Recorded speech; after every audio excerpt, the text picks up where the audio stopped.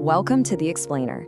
Today we're digging into the work of theologian Daniel Helminiak and his book, The Same Jesus.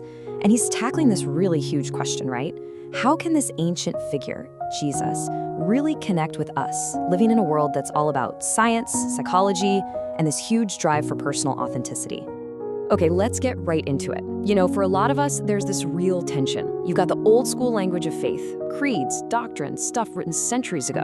And then you've got, well, everything else, our modern scientific worldview. How do you possibly make those two things fit together, without feeling like you have to switch off your brain to believe?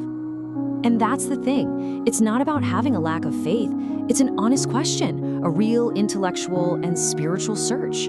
People are asking, okay, how do these ancient ideas actually connect to my life right here, right now? It's a question our modern world is pretty much forcing us to confront. So this is precisely the challenge that Daniel Helminiak decides to take on. And what's cool is, he's not just tossing out all the old ideas. Not at all.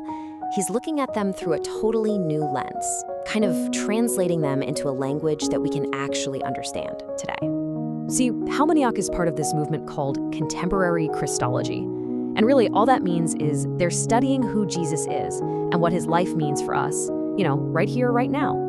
It's about asking that big question, who is Jesus? But not as some historical artifact in a museum. It's for us, for people trying to navigate a world with all this new knowledge and totally new ways of seeing ourselves. Okay, so here's the crucial part.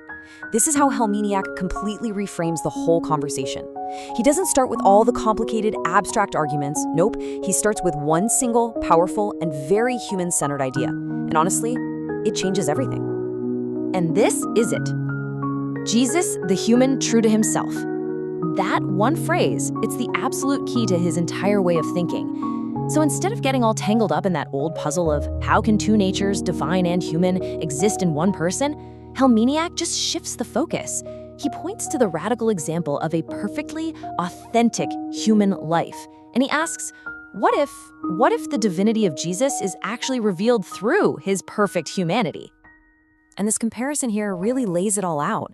The traditional view, it often focused on sinlessness. It kind of presents a Jesus who is perfect because he's without sin, almost like a divine being just wearing a human costume. But Helminiak's view is so different. He presents a Jesus who is fully, vibrantly alive as a human being. His perfection doesn't just come from avoiding sin, it comes from his complete authenticity, his self-awareness, something that actually grows and develops. So Helminiak really builds his case on a few key ideas. First, and this is big, he basically equates spirituality with authenticity. He's saying they're the same journey.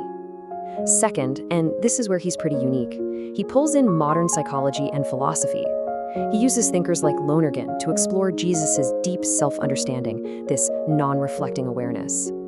And what this does is, it turns Jesus from some static, perfect statue into a dynamic model for our own personal growth. Okay, so this all leads to the next logical question, right? If Jesus is the ultimate model of an authentic human, which is a really powerful idea, then what about the God part? Where did his divinity go? And this is exactly where the old way of thinking can be a real stumbling block for a lot of people today. That whole idea of two separate natures just feels, abstract, totally disconnected from real life. So Helminiak comes in with this really fascinating reinterpretation. This table really nails the core shift. He's saying divinity isn't some extra thing, like a substance that got added to Jesus' humanity. Not at all. Instead, it's something you experience. It's a reality that's revealed through his perfectly authentic human life. Think about it. The more fully and truly human he is, the more the divine just shines right through him. Yeah, that word ontological just means it has to do with the fundamental nature of being. So the classic view was that divinity was part of Jesus's hardware, baked into his very existence. You could say Helminiak sees it more like the ultimate software. It's what becomes visible, what runs perfectly when a human life is lived with total integrity and authenticity. And look, this isn't just some clever academic exercise. Reframing who Jesus is in this way, it has some really powerful real-world consequences for how we think about faith, about spirituality, and about our own lives. What this all boils down to is that Helminiak's approach gives us a path we can actually walk. Suddenly, spirituality isn't about trying to believe 6 impossible things before breakfast. It's about the journey to become more authentic.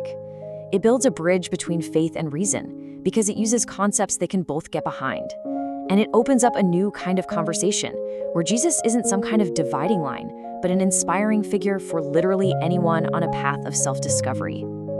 So at the end of the day, this vision of Jesus as the human true to himself is just incredibly empowering.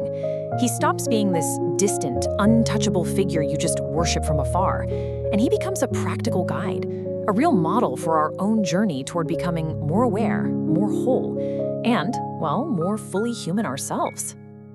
And that leaves us with a pretty provocative thought to chew on, doesn't it? If the divine is really revealed through authenticity, then the spiritual path isn't something you find out there somewhere, it's in here. It's the challenging, messy, lifelong work of becoming true to ourselves. So the question is, what could that look like for you?